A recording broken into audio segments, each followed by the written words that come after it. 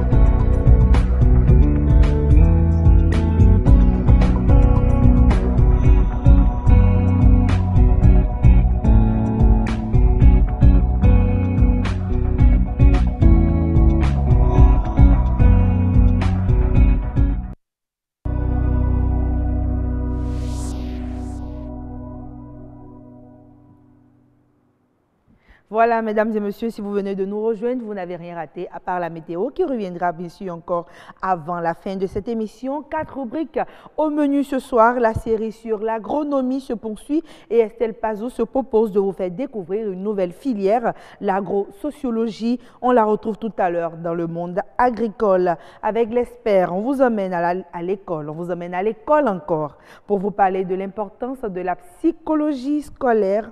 Bien sûr, ce sera tout à l'heure, dans un instant. Nature et bien-être ce soir revient sur les innovations dans le domaine des examens médicaux. Festival international de théâtre du Bénin. La 14e édition démarre ce vendredi avec beaucoup de nouveautés au programme. Nous recevons pour vous le directeur du FITEB. Ce sera dans Horizon Culture. Et puis le grand rendez-vous, c'est aussi le journal. Amandine Agnambossou est d'ailleurs déjà bien installée dans son studio. Amandine, bonsoir. Bonsoir à vous, Agnat Bello. Alors avec vous, la présentation des titres. Dans le 1945, la première édition du forum sur le vivre ensemble qui se tient depuis hier à Cotonou. Les participants sont des ressortissants des pays membres du Conseil de l'Entente. Plusieurs thématiques seront abordées au cours de cette rencontre. La communauté internationale a célébré ce 14 novembre la journée mondiale du diabète. Le diabète, une pathologie qui ne se guérit pas, mais on peut vivre aussi longtemps que possible avec la maladie. Le dépistage précoce est recommandé. Le poisson fumé s'impose de plus en plus dans l'habitude alimentaire des Béninois. Il est apprécié pour sa saveur et sa valeur nutritive, mais les conditions de fumage laissent à désirer et peut avoir des inconvénients sur la santé. Merci à vous, Amandine Agnambossou. On vous retrouve donc à 19h45 pour le journal. Mesdames et messieurs, le premier plateau du Grand Rendez-vous s'installe, le monde agricole.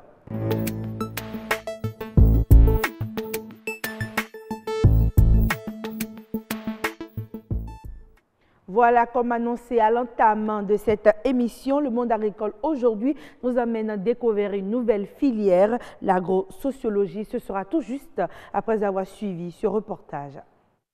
Le rêve, un jour, c'est d'arriver à faire pousser ses légumes et ses fruits sans engrais chimiques et sans aucun procédé qui nuise à la terre et surtout à la santé de l'homme. Mais en amont, il y a un facteur essentiel, les formations dans les lycées et facultés agricoles. On fait des cours concernant la production végétale, la production animale, la nutrition, la transformation alimentaire, l'aménagement hydro-agricole aussi. L'entomologie, ça étudie les insectes, la production végétale, la production animale, la botanique. Autant de cours qui constituent les curricula de formation. Et aujourd'hui, à la faculté des sciences agronomiques de l'université d'Abomey-Calavi, ces curricula sont élaborés pour répondre à un besoin spécifique. La formation donnée à la FSA, je dirais, est en adéquation avec nos réalités agricoles, d'autant plus que l'élaboration de nos curricula, ça a été fondé sur les besoins du terrain. Et ces curricula qui ont été élaborés, on les révise périodiquement. Pour ainsi dire que les cours dans les facultés et lycées agricoles subissent des mises à jour. L'agroécologie, l'agriculture biologique, la production d'engrais naturels, ces concepts indissociables de l'agriculture contemporaine y ont une place de choix. Et que dire alors de la pratique? À la FSA, la formation n'est pas assez uniquement sur la théorie. Il y a une bonne partie de pratique qui se réalise. En dehors de ça, la FSA organise à ses étudiants des stages de découverte du milieu réel. Et au cours de ces stages, ces étudiants sont placés auprès des producteurs agricoles. Et ce qui leur permet de voir un peu ce qui se passe sur le terrain et pour s'imprégner des réalités sur le plan agricole de notre pays. Visiblement, ces stages pratiques ne répondent pas à suffisance aux besoins des étudiants. Il faut reconnaître que le temps accordé aux pratiques ne sont pas si importants. Nous voulons plus de pratiques. Parce que quand tu es sur le terrain, on fait près de 6 mois de cours théorie et c'est seulement 1 mois de stage on fait. Bien vrai, il y a des stages internes, mais ça ne permet pas de faire ce qu'on a appris en salle. Un point essentiel à prendre en compte pour la marche vers une agriculture durable. Voilà, merci à vous Estelle Pazou. On vous retrouve encore sur ce plateau. Bonsoir Estelle Pazou, comment vous allez? Ça va très bien, bonsoir. Vous nous avez manqué hier sur ce plateau. Vous m'avez manqué aussi. Alors hier, on a démarré une série sur l'agronomie, les filières agronomiques. Et avec vous, aujourd'hui, on parle d'une nouvelle filière. Et vous recevez ce soir sur ce plateau Florent Horry, il est ingénieur agro-sociologue et vulgarisateur. Bonsoir. Bonsoir madame. Comment vous allez? Merci, ça va super bien. Et déjà, je vous dis merci pour l'opportunité que vous me donnez de parler un peu de ce corps de métier peu ou pas connu du grand public. Peu ou pas connu, juste à propos, Estelle Pazou, on vous laisse continuer. Et comme vous l'avez dit, aujourd'hui, on parle de l'agro-sociologie. Et ce que moi, j'aimerais bien savoir à l'entame, qu'est-ce que ça veut dire concrètement, agro-sociologie? Est-ce que ça sous-entend que l'agriculture a une sociologie? Merci Madame Estelle. Je ne dirais pas que l'agriculture a une sociologie, mais on n'est pas loin de là. Okay. Et en parlant de l'agro-sociologie, je vais rapidement parler de l'agronomie, qui est vue comme un assemblage de sciences exactes, naturelles, sciences économiques, sciences sociales et l'ensemble des techniques qui permettent d'aborder la pratique de l'agriculture. Et quand on parle de l'agro-sociologie maintenant, c'est cette dimension des sciences sociales qui s'applique à l'agronomie. Et vous savez, l'agriculture, c'est un assemblage de techniques, mais qui ne s'applique pas à un monde inerte. Le producteur appartient à un contexte social. Et lorsqu'on ne prend pas en compte ce contexte social, l'échec est plus ou moins assuré. D'où l'essence et la particularité même de ce corps de métier, l'agro-sociologie. Et donc, est-ce que ça veut dire que d'une certaine façon, la sociologie s'applique à l'agriculture ou à l'agronomie? Oui, mais ça s'applique beaucoup plus aux acteurs de l'agriculture. Okay. Et on va en arriver tout à l'heure dans le détail si entre-temps l'occasion m'est donnée. Alors déjà, quelles sont les spécificités de l'agro-sociologie et à quoi peuvent-elles servir? À quoi sert l'agro-sociologie? Vous savez, l'agro-sociologie a pris son envol avec les échecs de la Révolution verte. La Révolution verte a pensé que tout ce qu'il faut pour l'agriculture, c'est de la technologie. Dès que la technologie est éjectée dans l'agriculture, allez, ça y est, ça va marcher. Qu'est-ce qu'on s'est rendu compte dans le contexte africain, y compris même le contexte béninois, que les technologies ont échoué parce que les conditions paysannes n'ont pas été prises en compte déjà à l'élaboration de ces technologies. Alors, ce que l'agro-sociologue fait, il est d'abord un agronome, qui a été exposé à toutes les disciplines, les spécialités de l'agriculture, seulement qu'en spécialisation, il a pris en compte le domaine social. Quel est le social du producteur? À quoi il s'attend? L'alimentation a une valeur culturelle. On ne mange pas tout. Et donc, quand vous passez même au Bénin d'une culture à une autre, vous vous rendrez compte que certains aliments passent, d'autres ne passent pas du tout, simplement parce que l'aspect culturel reste toujours très fort dans le choix du producteur et donc dans le succès de l'agriculture. Et donc, toute la subtilité de l'agrosociologie se retrouve là. Et dans quel domaine de l'agriculture ou de l'agronomie peut-on retrouver l'agrosociologie? L'agrosociologie se retrouve dans tous les domaines de l'agronomie. Si vous allez dans la dualité sociologie et technologie, c'est ce que j'ai expliqué tout à l'heure, la technologie est là, mais comment le producteur s'en approprie? Est-ce qu'il s'identifie à cette technologie? Vous amenez des OGM, peut-être que certains producteurs, parce qu'ils ne sont pas informés de ce que c'est que l'OGM, peuvent les accepter. Il y a une tendance aujourd'hui qui parle, par exemple, de la consommation des insectes. C'est une nouvelle source de protéines. Est-ce que ça passera partout? Mais il y a certaines localités qui mangent des insectes déjà au Bénin. Donc ça voudra dire que l'agrosociologie s'applique encore à ce domaine de la nutrition humaine, s'applique également au domaine de la technologie agroalimentaire, s'applique dans le rétablissement des déséquilibres sociaux. On parle généralement du genre, ou dit par exemple le déséquilibre entre hommes et femmes, le déséquilibre entre les groupes forts et les groupes minoritaires, le déséquilibre entre les personnes âgées et les jeunes, déséquilibre entre les migrants et les autochtones. L'agrosociologie retrouve son essence là pour rétablir ces équilibres et permettre à l'agriculture d'atteindre ses objectifs. Oui, mais le souci quand vous vous exprimez, c'est qu'on a l'impression qu'elle doit être beaucoup plus rhétorique, beaucoup plus théorique que véritablement pratique. Est-ce que de façon pratique, on peut dire que l'agrosociologie pourra impacter durablement l'agronomie? Absolument, l'agrosociologie n'est pas théorique, en ce sens que tous les échecs partent de l'échec de l'imbrication de la technologie dans la société. Aujourd'hui, aucun État, aucun gouvernement ne peut tolérer l'échec de ces politiques agricoles. Et la réussite de ces politiques agricoles, qui sont des politiques agricoles très coûteuses, cette réussite part forcément de la prise en compte de certains aspects sociaux. Donc il faudrait que l'agrosociologie soit en amont. Et en amont et en aval. Parce qu'à la fin de la politique, quand ça échoue, il faut également informer les politiques qui vont venir des raisons pour lesquelles ces politiques ont échoué. Et donc, l'agrosociologie se retrouve en amont, en aval, et même à l'exécution de tous les programmes, ce qui fait aujourd'hui que l'agrosociologie a été érigée dans les priorités des États, d'où la création au Bénin d'une école qui ne s'occupe que de l'agrosociologie. Mais moi, j'ai plutôt l'impression que c'est un concept un peu complexe. L'agrosociologie. Non, ce n'est pas que vous, hein, moi-même, j'ai l'impression. Ce n'est pas un concept complexe, c'est même une discipline complexe. Parce qu'en tant qu'agrosociologue, vous êtes d'abord agronome. Mais qu'est-ce qu'on apprend finalement? Comment est-ce qu'on devient agrosociologue? Peut-être quand on saura comment. Vous devenez agrosociologue après un bac D et C. Ce n'est pas un bac littéraire. La sociologie n'est pas celle qui domine ici, c'est l'agronomie qui domine. Vous obtenez un bac C et D, ou bien vous avez obtenu un bac au niveau des lycées techniques, un DEAT, et là vous rentrez en première année d'agronomie, vous faites tout le cursus de l'agronome.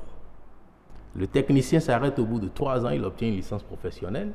L'ingénieur agronome fait 5 ans, ou alors le master fait 5 ans, et si vous voulez aller en thèse, vous avez encore 5 ans. Wow. Le total vous fait environ 8 à 11 ans selon les spécialités. Vous devenez agrosociologue dans le contexte du Bénin actuellement avec l'école de sociologie rurale ou agrosociologie qui a été créée à l'Université nationale d'agriculture. Vous avez 2 ans de tronc commun d'agronomie. Vous êtes exposé à toutes les disciplines de l'agronomie. De la production végétale à la production animale, passant par les transformations agroalimentaires, l'aménagement de l'environnement, le génie rural. Vous savez conduire un tracteur. Alors, lorsque le producteur vous met devant le tracteur, vous devez pouvoir le conduire avant de lui parler de la sociologie, avant de lui parler de comment il imbrique son contexte social à la technologie que vous lui avez apportée.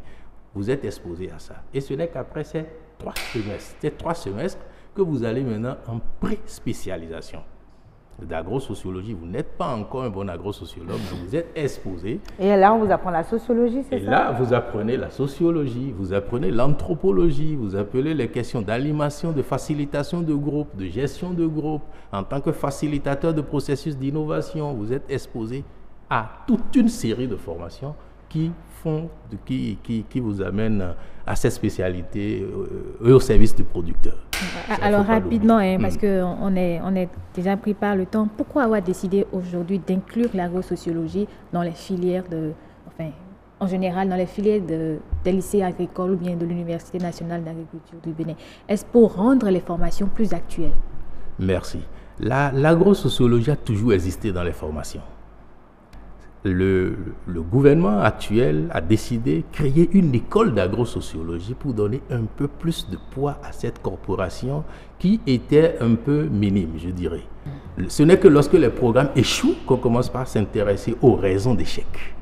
Mais cette fois-ci, aujourd'hui, les programmes agricoles sont tellement coûteux, qu'il ne faut pas autoriser l'échec. Il ne faut pas attendre l'échec. Il ne faut pas attendre l'échec. De l'autre côté, la masse paysanne a besoin également d'être guidée. On a besoin de comprendre la dynamique dans un contexte de changement climatique. La technologie n'est plus l'élément de succès, mais comment la technologie s'arrive avec le contexte social du producteur pour que le panier de la ménagère soit toujours garni et que la stabilité sociale et politique, économique reste. C'est de ça qu'il s'agit. Donc là, actuellement, avec l'Université nationale d'agriculture, l'école est créée. Les inscriptions sont encore en cours pour ceux qui sont détenteurs d'un bac C et D. Et donc, ils peuvent se rapprocher du rectorat de l'université pour plus d'informations. Je ne fais pas de la publicité ici. Non, on a compris. Merci beaucoup, monsieur Okri. C'était vraiment intéressant. Très intéressant. Et il y a encore d'autres filières sur lesquelles on pourra toujours revenir dans nos prochaines. Merci à vous, Estelle Pazou. Merci également à vous, Florent Horry. Nous rappelons que vous êtes Okri, je vais y arriver, vous êtes ingénieur, agro-sociologue et vulgarisateur. Le monde agricole s'achève ainsi et cette place à l'espère.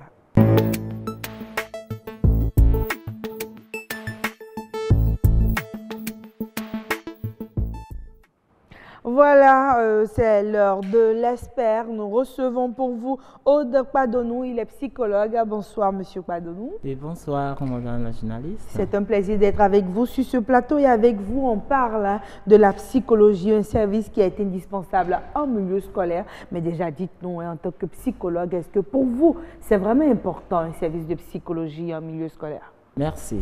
D'abord, de prime abord, le service de psychologue en milieu scolaire fait appel aux psychologues scolaires. Et ceci, c'est très important et capital parce que, vous savez, de nos jours, les choses ont évolué. Et dans les pays développés, dans n'importe quelle école vous y allez, vous verrez un psychologue scolaire. Le psychologue scolaire, il est là pour accompagner l'apprenant, il est là pour aider l'école, il est là pour aider la famille afin que l'élève réussisse dans son processus ou son parcours scolaire. D'accord. Voilà. Pourquoi est-ce que ces écoles ont ressenti le besoin justement de recruter un psychologue en milieu scolaire? Et merci, c'est déjà louable que des écoles recherchent les services du psychologue scolaire parce qu'il y a souvent des apprenants qui présentent des difficultés d'apprentissage, il y a des apprenants qui présentent des comportements que même les acteurs du milieu éducatif n'arrivent pas souvent à résoudre, n'arrivent pas souvent à comprendre. Or, avec l'aide d'un psychologue scolaire, puisqu'il a l'habilité à mieux comprendre l'enfant, il a l'habilité à mieux comprendre l'adolescent, celui-ci pourra aider l'école, aider ces établissements scolaires à résoudre ces problèmes parce qu'il est plus en contact non seulement avec l'enfant, il est également en contact normalement avec la famille. Donc, il servira de lien entre l'école et la famille afin d'accompagner l'apprenant. Mais justement, est-ce qu'il ne faudrait pas que ce psychologue ait un lien spécial avec l'enfant, ce qui n'est pas toujours le cas puisque ce psychologue scolaire s'occupe de tous les apprenants au niveau de l'école? Non, il a souvent un lien spécial. On parle du cas par cas. D'accord. Parce que lorsque vous êtes psychologue scolaire, d'abord, vous avez une déontologie que vous respectez. Et cette déontologie vous demande de traiter du cas par cas. Et alors, ça fait que, en tant que psychologue, vous mettez à la place de l'apprenant, de l'élève, vous essayez de comprendre ce par quoi il passe et pourquoi il rencontre telle ou telle difficulté. Alors, ce qui fait que lorsque vous allez vers l'enfant ou bien l'apprenant qu'on vous envoie, vous n'allez pas le traiter de la même manière que vous allez traiter un élève X ou un élève Y. Lui, il est particulier, il a sa personnalité, vous le traitez tel qu'il est, en amont, bien sûr, et en aval. Et dans le même temps, vous aurez peut-être, au cours du traitement, au cours de votre intervention, faire appel à la famille afin de comprendre encore un peu plus les difficultés par lesquelles il passe. Alors donc pour vous, hein, le psychologue scolaire doit être chaque enfant au cas par cas, chaque enfant est spécial, mais véritablement, de quels moyens disposez-vous pour pouvoir amener un enfant qui est peut-être en porte-à-faux avec le système éducatif à comprendre que c'est de son intérêt qu'il s'agit à se resservir? Très bien, ça c'est une très bonne question. Déjà, vous savez, le psychologue scolaire, il a beaucoup de connaissances par rapport à l'enfant, depuis la jeunesse, depuis le ventre jusqu'à l'âge d'adolescence, et jusqu'à ce qu'il finisse ses études. Donc le psychologue scolaire, il saura comment aborder le sujet avec l'élève, pour ne pas dire l'apprenant.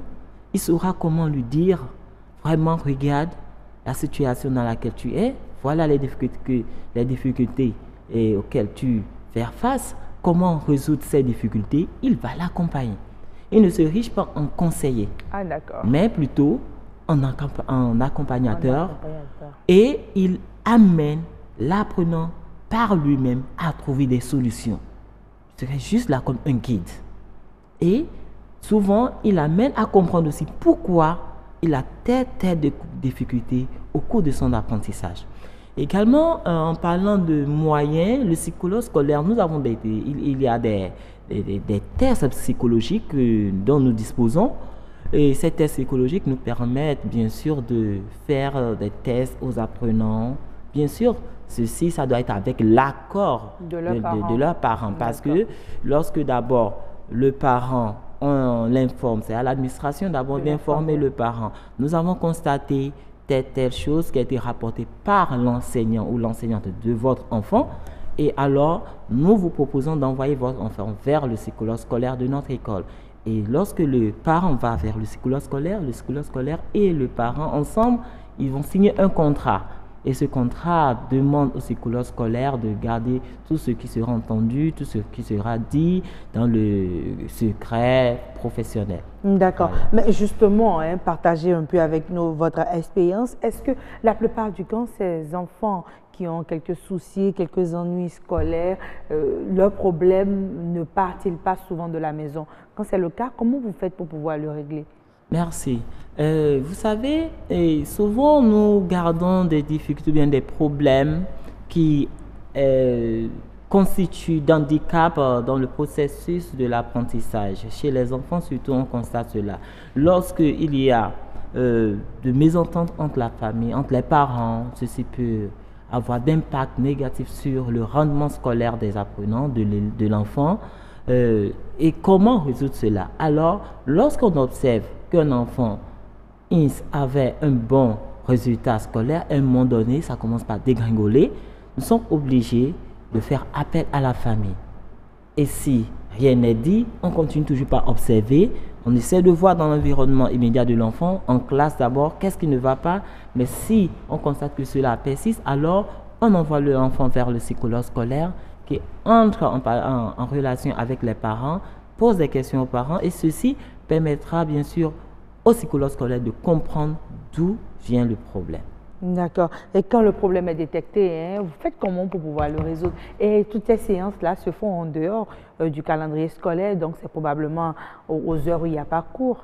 Bien sûr que c'est souvent aux heures où il n'y a pas cours, mais ça dépend également. Vous savez, en principe, notre pays est encore un peu en retard en matière de psychologie. Parce que lorsque vous allez dans les pays... De psychologie en général ou de psychologie scolaire? Non, de psychologie en général et je dirais de psychologie scolaire en particulier. Et parce que vous savez, lorsque vous allez dans les pays tels que le Cameroun, la France, les pays développés, lorsqu'un enfant présente un problème en particulier d'apprentissage ou bien d'adaptation, de socialisation, on envoie cet enfant vers le psychologue scolaire. D'accord. Mais c'est parce qu'ici, on se dit que la famille peut déjà jouer ce rôle, pas besoin forcément d'envoyer l'enfant chez un psychologue. Effectivement, et n'oubliez pas, on se dit peut-être que chez le psychologue, c'est que mon enfant a un petit problème mental et je ne veux pas qu'on me dise que mon enfant a un problème. Merci, je m'attendais. C'est une question de tradition aussi. Exactement, je m'attendais à ce que ce mot, bon, je ne voulais pas le dire fou. Non, je ne dirais jamais ça. Voilà, bon, au fait, que ça ne va pas un peu, que c'est tellement, mon enfant n'est pas déréglé, mon enfant est normal, ça va. Mais non, au fait, c'est pas ça. Le psychologue scolaire, il ne traite pas les fous scolaires. Pas, non, c'est pas ça, c'est pas du tout ça. C'est plutôt de détecter, de diagnostiquer quel est le problème. Et diagnostiquer un problème l'amène à être en relation avec l'apprenant, en relation avec la famille, chercher à comprendre. C'est pourquoi c'est un contrat qui est signé d'abord, où la famille, les parents de l'enfant, ça peut être une sœur, une grande sœur, tout le monde est d'accord et on est ouvert avec le psychologue scolaire. Donc, et on travaille main dans la main, toujours pour accompagner cet enfant véritablement. Effectivement. D'accord. Oui. Ça veut dire que le psychologue scolaire doit avoir reçu une formation spécifique qui lui permet de pouvoir tenir compte de tous ces paramètres-là. Dites-nous un peu, comment est-ce qu'on devient psychologue scolaire? Merci. En fait, il faut d'abord avoir fait des études de psychologie, parce que pour être psychologue scolaire, il faut être d'abord psychologue oui. Et à faire maintenant une spécialité, au moins un master en psychologie scolaire et pourquoi pas aller jusqu'au doctorat pour vraiment être psychologue scolaire. Aujourd'hui, je ne pense pas que ça existe encore au Bénin, l'association, l'ordre des psychologues scolaires. Mais au Québec, au Canada, ça existe déjà, où nous avons l'ordre des psychologues scolaires, même en France. Et ceci, c'est régi par des tests bien définis. Bon, maintenant, comment devenir aussi psychologue scolaire? Parce que nous sommes toujours en apprentissage au Bénin, nous voulons aller de l'avant. Il faut avoir aussi des connaissances dans le milieu éducatif. Forcément. Donc, forcément, vous devez connaître le milieu éducatif. Comprendre la psychopédagogie, la pédagogie, comment on devrait se transmettre le savoir. Exactement. Mais finalement, quand vous êtes psychologue scolaire, est-ce que vous n'intervenez que sur les apprenants ou aussi avec les enseignants pour leur apprendre à mieux garder l'enfant, puisque vous dites que chaque apprenant est spécial? Merci, ça c'est une bonne question. Oui, le psychologue scolaire, il est là pour accompagner également le programme scolaire. Souvent, il y a des programmes qui se présentent où on dit « Ah, voici pourquoi ceci, on n'arrive pas à comprendre. Pourquoi les enfants, les apprenants, les élèves n'arrivent pas à comprendre cette notion ?» Le psychologue scolaire, il doit être pluridimensionnaire. Il doit avoir beaucoup de connaissances par rapport au milieu éducatif. Comment faire pour que la notion enseignée aux apprenants puisse passer et que ces apprenants arrivent à assimiler cette notion? Ceci revient au psychologue scolaire de donner des astuces à l'enseignant, de lui montrer comment intervenir au niveau de chaque apprenant afin que la notion enseignée puisse passer. Ça, c'est juste un exemple que je vous donne. Autre chose, c'est qu'il y a également l'organisation de la classe. Lorsque l'apprenant, l'enseignant n'arrive pas à s'y mettre, parce que vous savez, il peut être très bon théoriquement, mais en matière de pratique, il est moins bon. Il est moins bon.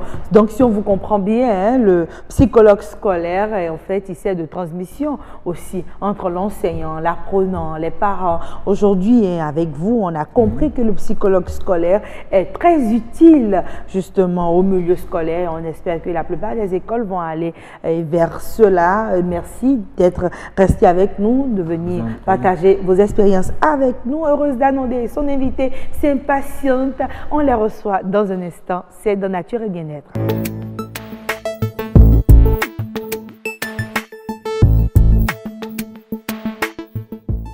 Voilà, Nature et Bien-être s'installe, mais vous le savez, la tradition, on suit d'abord le reportage. Et ce reportage, il vous emmène à l'université d'Abomey-Calavi, plus précisément au service de radiologie. Attention radiation. Attention radiation. C'est ce message qui vous accueille dès que vous franchissez l'entrée du centre de radiologie de l'université d'Abomey-Calavi. Ici, les rayonnements ionisants utilisés sont les rayons X et sont presque sans risque. Il n'y a pas de problème, il n'y a pas de peur à faire des examens radio, à faire des examens de mammographie. Parce que vous faites un examen de mammographie, à peine vous avez une dose, vous êtes loin de la dose exigée par l'OMS. Ça s'évalue par an. par an. Alors, pour qu'on atteigne cette dose, il faut vraiment qu'on vous prenne peut-être pendant 360 jours, au-delà, pendant 2 ans, hein, sans interruption, pour que vous atteigniez le seuil à ne pas dépasser. Créé depuis 1984 pour servir de lieu de stage pratique aux étudiants, le Centre autonome de radiologie de l'École polytechnique d'Abomey-Calavi dispose d'un plateau technique diversifié. Nous faisons tous les examens radiologiques, à savoir les petits osseux, les examens qui nécessitent l'ingestion de produits, qu'on appelle les examens spéciaux. Et puis aussi nous faisons les examens de mammographie. Nous sommes ici devant un appareil de mammo qui permet de prendre aussi les femmes de petits âges et que les anciens. Des examens qui sont faits à des prix étudiés et dans des conditions sécuritaires requises. Quel est donc le taux de fréquentation du centre? Ça dépend, mais par mois, nous recevons jusqu'à 50 à 60 patients qui sont des gens envoyés pour des explorations du sein et en même temps des explorations d'écho-mammaire. Nous sommes à 50% de remise sur tous les examens, ce qui coûte 15 000 francs ici. La mammo est à 15 000 francs par exemple, ailleurs ça peut être 30 000 francs. Donc c'est un centre qui a été créé juste pour aider la population et permettre en même temps de donner des exemples de pathologies aux étudiants. En médecine, l'utilisation des rayonnements ionisants est bien encadrée pour éviter tout risque. Mais qu'en est-il des autres secteurs d'activité? Prise en charge médicale, les dernières avancées, on en parle avec Heureuse Danondé et son invité. Heureuse Danondé, bonsoir. Bonsoir Aniat Bello. C'est un plaisir de vous avoir sur ce plateau. Partagé. À vos côtés, Bertin Gbagidi Arotondi. Bonsoir monsieur Arotondi. Bonsoir. Voilà, vous êtes le responsable du Centre autonome de radiologie de l'EPAC. Et c'est d'ailleurs dans votre service, justement, que le reportage qu'on vient de suivre a été réalisé. C'est ça. Merci de nous avoir accueillis dans votre service et merci d'être sur ce plateau également. Merci. Heureuse Danondé, on parle des dernières avancées avec vous. Oui, tout à fait. Des dernières avancées lorsqu'on parle de la prise en charge médicale, du diagnostic jusqu'au traitement. Et il va nous dire que l'imagerie médicale est au cœur de tout ça. Oui, mais lorsqu'on parle d'imagerie médicale, est-ce qu'on peut revenir sur ce concept-là? Oui, le concept d'imagerie médicale, d'abord, pour en parler, je tiens à vous remercier pour m'avoir donné encore l'occasion de parler de ce domaine qui est important dans la prise en charge des patients dans tout le monde entier. Disons que l'imagerie médicale est un ensemble de systèmes qui permettent de faire le diagnostic d'une pathologie à travers l'image, mais en utilisant des phénomènes physiques. Et ces phénomènes physiques varient d'un système à l'autre. Donc chaque système, on peut l'appeler mode. C'est ainsi qu'on aura le phénomène d'atténuation lié au rayon X, qui donne la radiologie, et la radiologie qui a le scanner, vulgairement qu'on appelle scanner, ou la tomodensitométrie et la radio conventionnelle. Il y a aussi le phénomène de champ magnétique qui est l'IRM. Oui. Il y a le phénomène lié à l'utilisation des radioéléments, donc la médecine nucléaire. Okay. Il y a le phénomène lié à l'utilisation des ultrasons qu'on va appeler donc l'échographie. Alors, donc on va dire que l'écho et l'imagerie médicale, c'est quand on utilise au moins deux de ces modes. Donc quand on utilise l'échographie, et quand j'utilise l'échographie, la radio, c'est déjà de l'imagerie.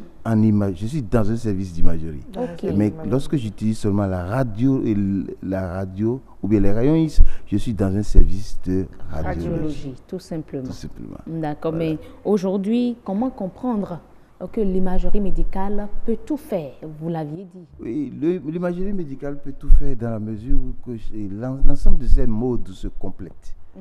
Normalement, pour faire un bon diagnostic, on doit associer plusieurs modes. Je veux par exemple voir pourquoi quelqu'un a des maux de tête. Je peux lui faire la tomodensitométrie. Je peux aller lui quantifier, et disons, le volume d'oxygène que son cerveau utilise. Là, je fais de la radio compartimentale. C'est en médecine nucléaire. Et après, je peux lui faire l'électroencéphalogramme. Ce serait un examen fonctionnel. Les 3 associés vont me permettre de bien diagnostiquer la cause. Je dis avec certitude de quoi avec ils sont là. certitude. Alors, si je n'utilise pas c'est que j'ampute quand même le diagnostic et je peux faire des erreurs. Ah bon, c'est-à-dire, Agnès, permettez-moi que les diagnostics posés juste à l'heure, là, au Bénin... non, ce n'est pas ça. Le diagnostic, il y a le diagnostic clinique et le diagnostic lié à l'imagerie. Donc, le radiodiagnostic. Le diagnostic clinique, c'est comme si vous êtes là, je dis, bon, vous êtes un voleur. Donc, le juge serait la radio qui va dire est-ce que c'est un voleur ou pas. Ou bien on dit vous êtes malade, la radio va dire vous n'êtes pas malade. Donc c'est juste le diagnostic de la radio qui me permet, qui vient confirmer ce que et qui doit être multimodal. Multimodal, comme j'ai dit. Mais est-ce qu'il y a des pathologies aujourd'hui dont l'utilisation de l'imagerie médicale, je vais y arriver, n'est pas nécessaire. Est plutôt nécessaire. Ah ok, indispensable alors. Indispensable. Il y a plusieurs. Vous savez, les trucs pour lesquels moi, je regarde le malade mourir avec un cœur vraiment maîtrisé, c'est, disons, quelqu'un qui fait l'infarctus du myocarde. Oui. Quand vous faites de l'infarctus du myocarde au Bénin, on vous fait juste un télécœur qui est une imagerie de radio. Et peut-être après, on vous fait l'ECG. Bon, il y a d'autres examens cliniques que les gens ont fait. Mais en France, on va vous faire beaucoup de choses. On peut vous faire l'IRM, on peut vous faire, disons, la scintigraphie du myocarde. On peut vous faire aussi une imagerie de qualité qui permet d'aller voir si votre muscle cardiaque est viable. Et après, faire un examen de vascularisation pour voir si votre cœur est bien vascularisé, si les coronaires ne sont pas obstrués. Et tout ça là va permettre de prendre en charge le malade de manière efficace. Et de poser réellement de le sauver. J'ai déjà vu des gens qui sont restés ici pendant 7 à 8 mois, mais ils sont partis en évacuation et en 20 minutes, on leur a demandé de pédaler, de faire des efforts. On dit, monsieur, vous êtes guéri. Vous voyez, c'est important. Pour un rien, on peut mourir. Et pour un rien, on peut être sauvé. C'est la beauté de la chose. C'est la beauté de la chose. Mais cette beauté a un coût. Et c'est peut-être ce coût qui nous limite un peu dans nos actions, n'est-ce pas? Vous savez, le coût, celui qui vit peut beaucoup faire. Vous savez que si la guerre mondiale a détruit les gens et qu'on a repeuplé le monde, c'est qu'on a besoin des gens. Et c'est l'homme qu'il faut pour développer. Et cet homme doit être en bonne santé. S'il n'est pas en bonne santé, il ne pourra rien faire. Et il faut donc y mettre le moyen pour qu'il puisse vivre dans un milieu sécurisé et puis sans problème. Mais aujourd'hui, on nous parle d'évacuation sanitaire. Bon là, au moins il y a du calme pour l'instant. Il y a une pause là, beaucoup plus au niveau des évacuations sanitaires. Est-ce qu'on parle de cancer? Mais l'État opte aujourd'hui pour les soins palliatifs.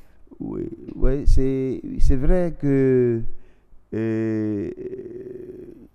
si l'État a pris cette décision, c'est peut-être parce qu'il y a des erreurs, il y a des laissés aller, parce que pour un rien, on ne peut pas évacuer.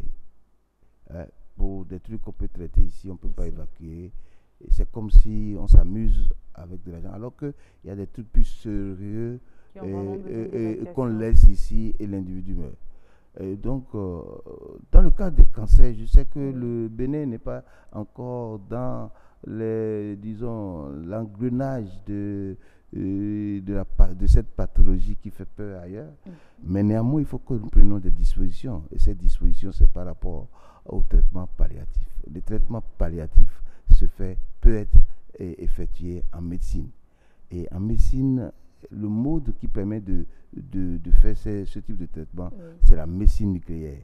que nous n'avons pas encore développé ici. Et pourtant, nous avons le professeur Moussou Le Guénou qui est professeur là. Moussou Guénou est en train de se battre Marcelin. avec on, et je crois qu'il aboutira parce qu'il est déjà, il a fait un long pas sur ce long chemin, et puis je crois qu'il aboutira. Le bien que nous attendons de tout ça, c'est que la population puisse vraiment être protégée pour les simples pathologies pour lesquelles on voit des gens mourir sans pouvoir les sauver. Rien faire. Et par rapport à la protection, est-ce que l'imagerie médicale réduit les risques liés aux radiations et tout lorsqu'on va utiliser l'imagerie médicale pour le diagnostic, pour le traitement des patients?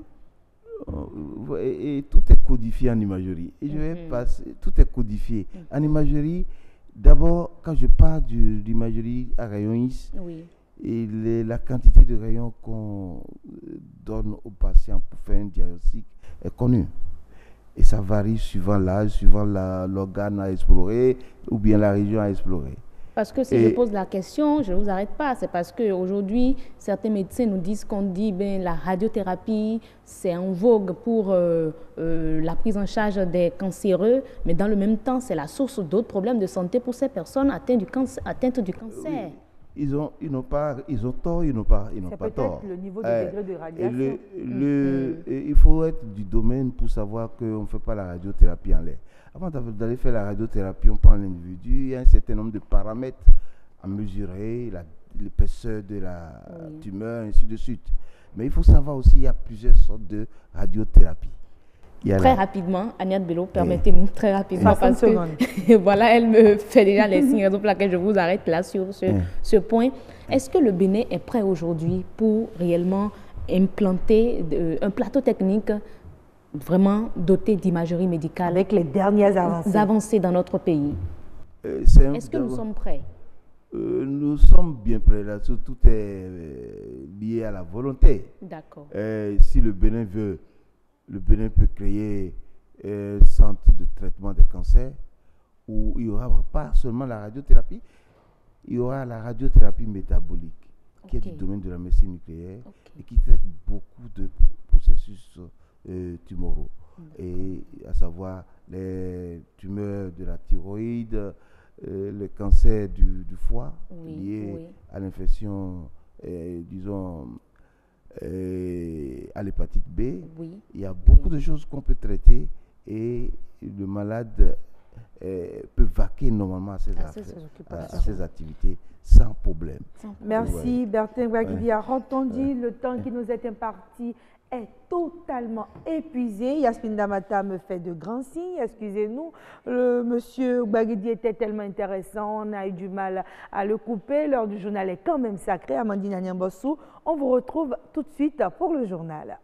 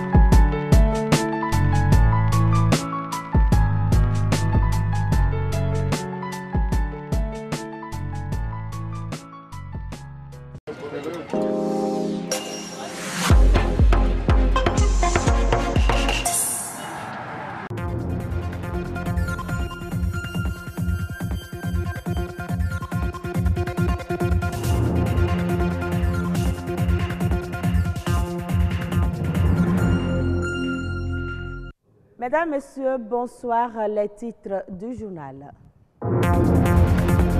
Porter plus haut les idéaux des pères fondateurs du Conseil de l'Entente, c'est l'objectif de la première édition du Forum sur le vivre ensemble.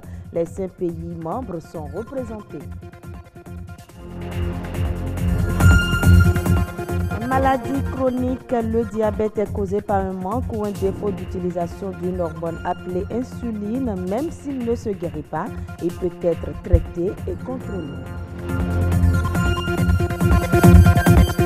Le poisson fumé occupe une place importante dans l'alimentation des Béninois, mais sa consommation présente quelques inconvénients pour la santé.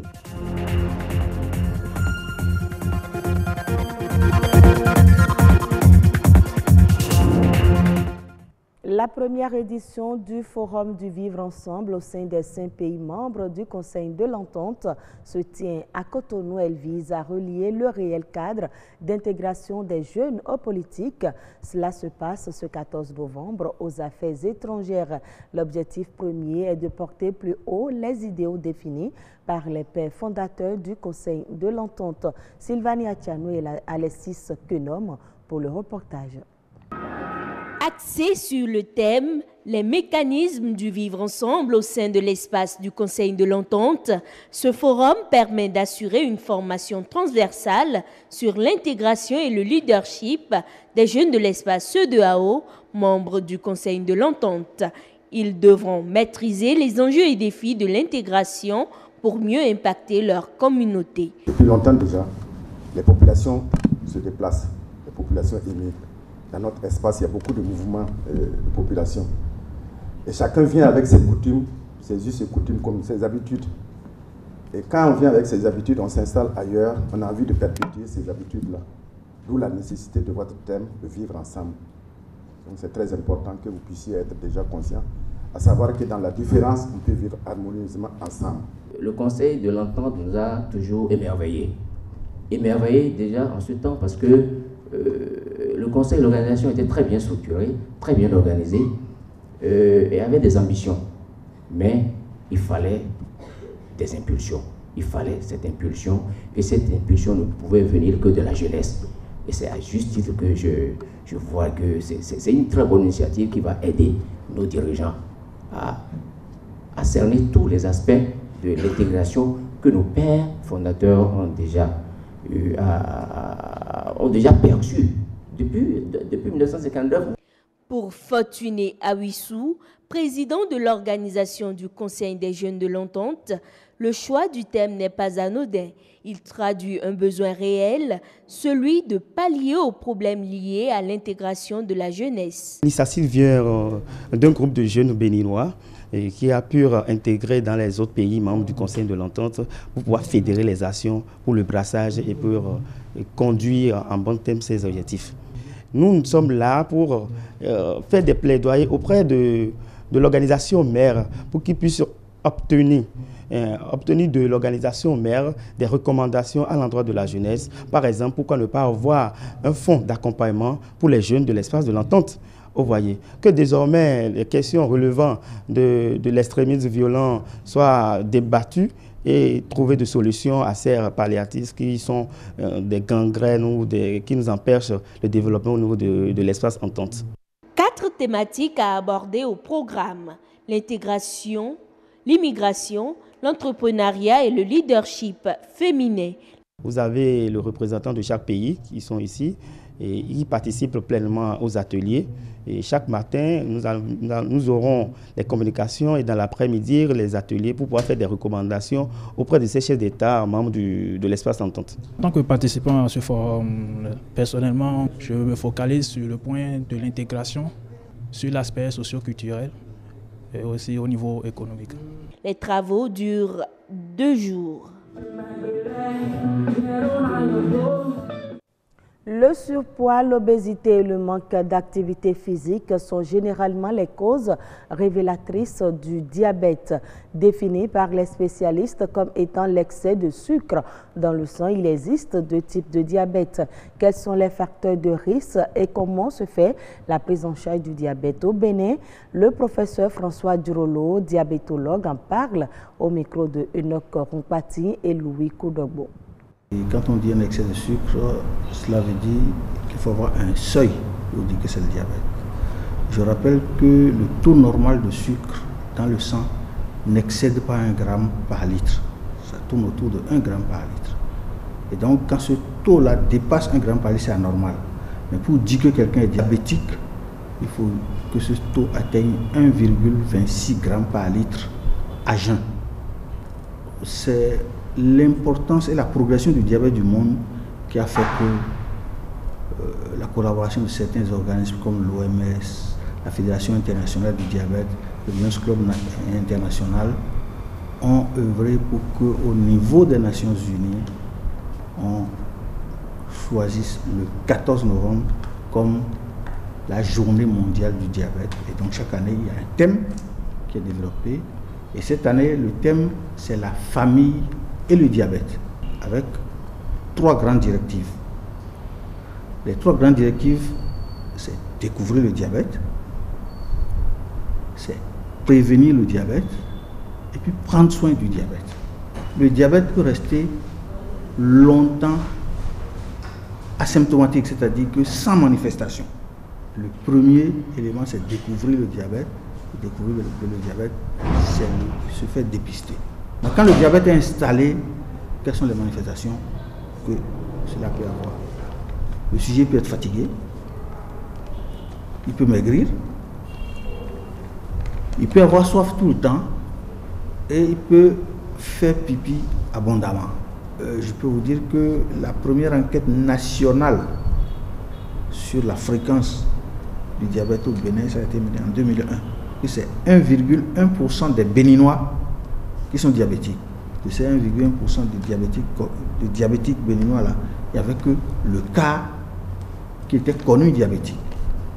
Les 3 cas ne se savaient pas diabétiques. C'est une surveillance. En 2008, il y a eu une nouvelle enquête et qui a montré qu'en ce moment-là, c'est 2,6% des Béninois qui étaient diabétiques. Avec les mêmes observations. Vous voyez la croissance, ça fait plus de 100% d'augmentation.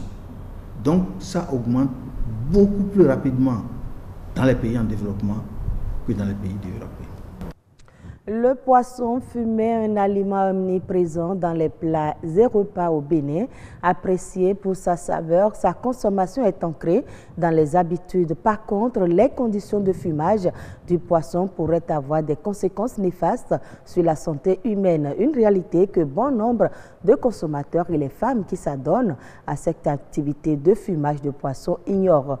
Reportage Louis Koudogbo, Richard Assangbe, présenté par Ulvaeus Balogun. Le poisson fumé est une source vitale d'alimentation et de revenus pour de nombreuses communautés côtières du Bénin. On estime aujourd'hui à 20 voire 30% les prises locales marines et d'eau douce qui sont consommées sous forme de poisson fumé.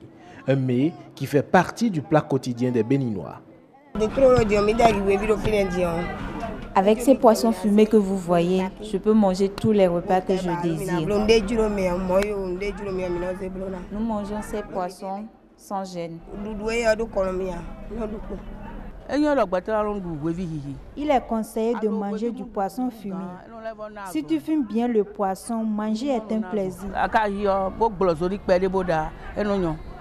Et pourtant, malgré sa saveur, ses bienfaits nutritionnels, son prix compétitif et sa durée de conservation, le poisson fumé représente un vrai problème de santé publique. On consomme tous généralement le poisson fumé et on ne sait pas forcément dans quelles conditions ça a été fait.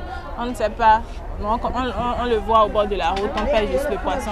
Au vu de ce qu'on voit ici, je me dis que si le poisson est toujours fumé dans ces conditions, il aura forcément un impact négatif sur notre santé. À Placrodi, de nombreuses femmes s'adonnent au fumage de poisson. Ici, Le poisson fumé est obtenu suivant des méthodes peu soucieuses de la préservation de la santé du consommateur et des fumeuses elles-mêmes. Nos yeux sont malades à cause de la fumée et de la chaleur intense. Nous souffrons du rhume et du paludisme.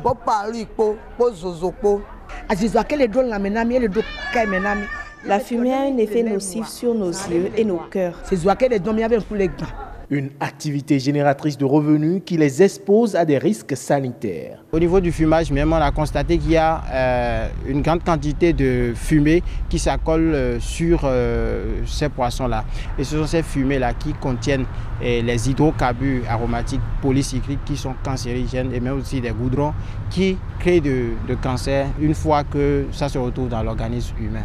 Pour éviter ces conséquences néfastes, quelques précautions sont tout de même indispensables. Comme précaution, d'abord au niveau des transformatrices, au niveau des dames qui font le produit, il faut les conseiller de fumer les poissons avec sa peau. Aux consommateurs, je leur demande d'enlever d'abord la peau de poisson qui est fumée, et de deux, de laisser tremper le poisson dans de l'eau. Si c'est le poisson fumé, de laisser tremper ça dans de l'eau, ne serait-ce que quelques minutes, une dizaine de minutes. C'est vrai, ils vont perdre une partie de la valeur nutritive, mais l'eau va essayer d'évacuer aussi une partie de ces fumées qui seraient restées sur le poisson.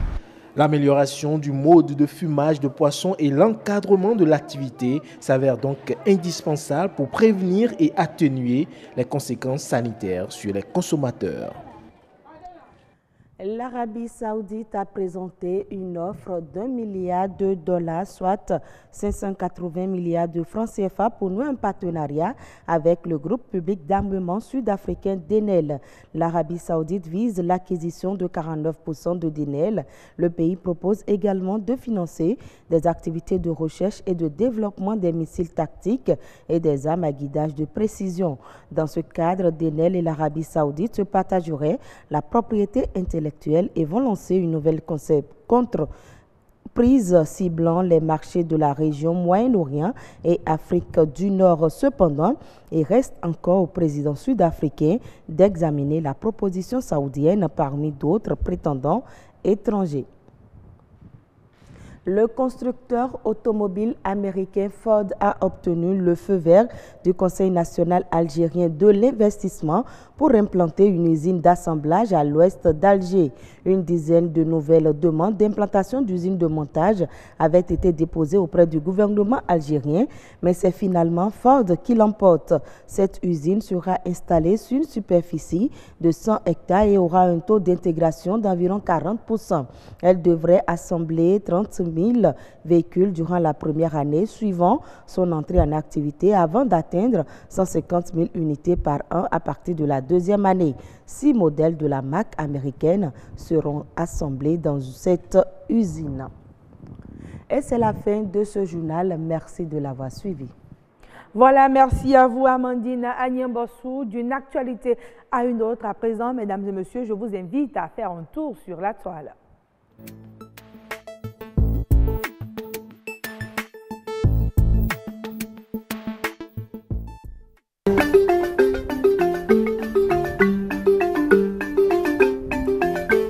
La BOAD doit se focaliser sur des projets axés sur les transferts de compétences dans la recherche et le développement. Le message est clair et est délivré à Lomé par Romuald Wadani à l'occasion de l'ouverture des festivités marquant les 45 ans de la Banque sous-régionale de développement. Pour l'agentier béninois, l'UEMOA doit privilégier et investir dans la recherche et le développement. Seul gage pour une maîtrise quasi totale sur toute la chaîne de la production à la consommation finale pour bénéficier des retombées.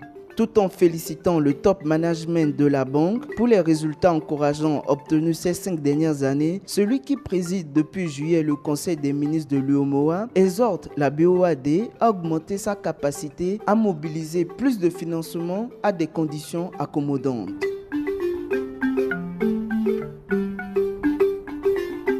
Le procureur prend des dispositions idoines pour assainir le milieu. Le procureur de la République après le tribunal de première classe de Cotonou ait décidé à mettre fin aux vendeurs d'illusions. Après avoir pris les dispositions pour punir les auteurs de déversement d'ordures dans la ville, c'est le tour des acteurs de maraboutage. Le procureur a ainsi instruit tous les officiers de police judiciaire d'interpeller, de mettre en garde à vue et de présenter au tribunal tout individu surpris sur les réseaux sociaux partageant un message de maraboutage en vue de susciter les jeunes au gain facile ou tout autre genre capable de conduire au phénomène de sacrifice tel qu'a vécu le pays en début 2018.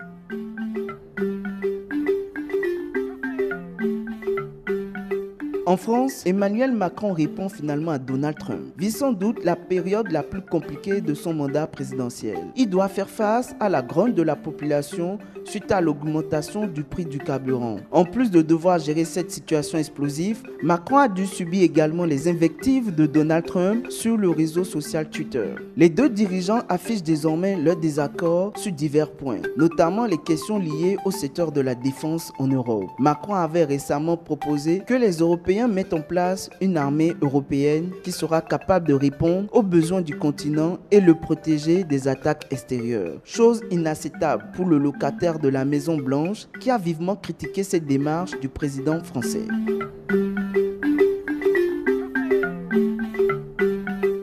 Au Japon, le ministre chargé de la cybersécurité n'a jamais utilisé d'ordinateur. Incroyable mais vrai. Et oui, le ministre japonais a provoqué les rires matinés d'angoisse de l'opposition après avoir reconnu n'avoir jamais utilisé d'ordinateur dans sa vie professionnelle. Le chef adjoint de l'unité de stratégie de sécurité informatique du gouvernement et également ministre des Jeux olympiques et paralympiques que Tokyo organise en 2020, il a aussi semblé un peu perdu lorsqu'on lui a demandé si des clés USB étaient utilisées dans les centrales nucléaires. Si un hacker vise ce ministre Sakaruda, il ne peut lui voler aucune information. Ça pourrait bien être la meilleure des sécurités, a ainsi ironisé un internaute. En pause depuis un mois, Yoshitaka Sakaruda s'est fait déjà illustrer par d'autres gaffes. Pour ma part, je reste toujours collé à mon ordinateur. Fin de cette actualité web, à demain.